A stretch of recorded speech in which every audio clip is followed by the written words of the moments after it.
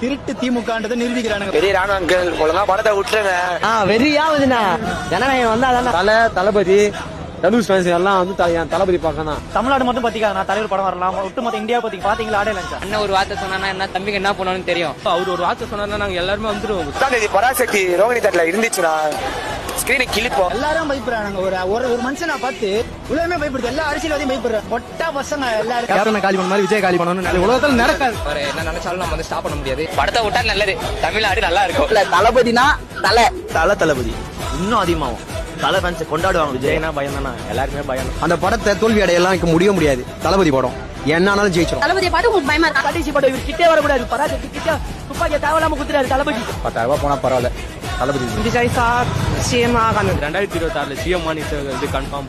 கான்பிடென்ட்டா இருங்க சார். வெற்றி நிச்சயம் சார். நன்றி, வணக்கங்க சார்.